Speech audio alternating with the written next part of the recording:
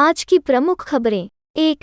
P2E gaming द्वारा फैलाए गए प्रचार को दूर कर दिया गया है। हालांकि 3 नवीनतम परियोजनाओं ने क्रिप्टो बाजार में नए रक्त को संचालित किया है। वर्ष 2021 ब्लॉकचेन आधारित प्ले टू अर्न गेमिंग के लिए एक चालू वर्ष था।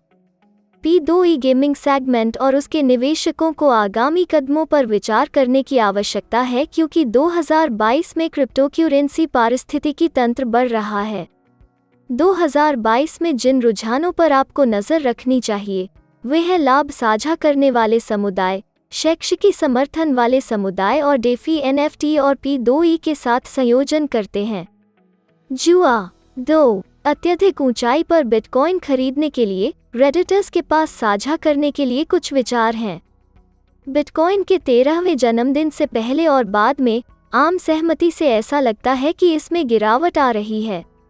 क्रिप्टोकरेंसी बाजार की स्थिति से असंतोष व्यक्त करने के लिए शुक्रवार को कई क्रिप्टोकरेंसी समर्थक वेब आधारित मीडिया के पास गए। कुछ महीने पहले एक रेडिट उपयोगकर्ता इम्योर किंग ने अपनी कुल संपत्ति का 30% यह कहते हुए बिटकॉइन में डाल दिया, मुझे अगले 5 से 10 वर्षों के लिए इस पैसे की आवश्यकता नहीं है, लेकिन मुझे यह स्वीकार करना होगा कि कभी-कभी मुझे बिटकॉइन के भविष्य से बहुत डर लगता है।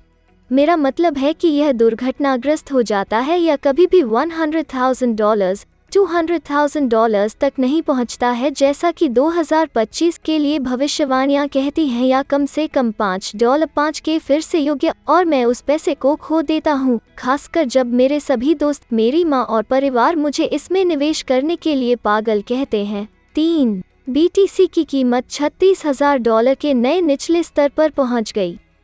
इस निम्न स्तर ने विश्लेषकों को बिटकॉइन के बाजार ढांचे में नकारात्मक बदलाव से लड़ने के लिए $39,600 से ऊपर की जय हो का आह्वान करने के लिए प्रेरित किया है।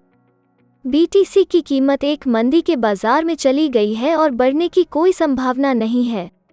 विश्लेषकों को इस खबर की रचना के समय बिटकॉइन की कीमतों में तेजी से बदलाव की उम्मीद नहीं है। कॉइनटेकग्राफ मार्केट्स प्रो और ट्रेडिंग व्यू के आंकड़ों के अनुसार 20 जनवरी को देर से शुरू हुई भारी बिक्री शुक्रवार की दोपहर तक जारी रही, जब BTC $36,600 के निचले स्तर पर पहुंच गया। 4. एक एथ माइनर ने $5,40,000 का जैकपॉट मारा है।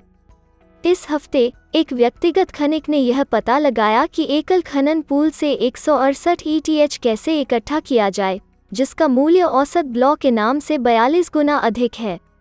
खनिक ने सोलो पूल के पूरे वर्ग का खनन किया और 168 ETH प्राप्त किया। बाइटनफोकाट्स ने बताया कि इनाम लगभग 4 ETH के प्रति ब्लॉक सामान्य मुआवजे से असीम रूप से अधिक है। 5. एक पूर्व USA बंधक हामीदार टेक्सास से ब्रैंडा जेंट्री स्वीकार करता है कि क्रिप्टोग्राफिक पारिस्थितिकी तंत्र जरूरत की पीढ़ीगत बुराई को हराने के लिए एक जूझने का अवसर प्रदान करता है। ब्रैंडा जेंट्री ने अपना पूर्णकालिक क्रिप्टो पेशा बनाने के लिए एक बैंकर के रूप में अपनी लंबी अवधि की नौकरी छोड़ दी। वर्तमान में वो जेंट्री मीडिया प्रोडक्शंस का संचालन करती है, जो एक फर्म है जो डेफी और NFT परियोजनाओं को सलाह देती है। हर महीने 20 ETH तक रचना के समय लगभग $50,000 का निर्माण करती है।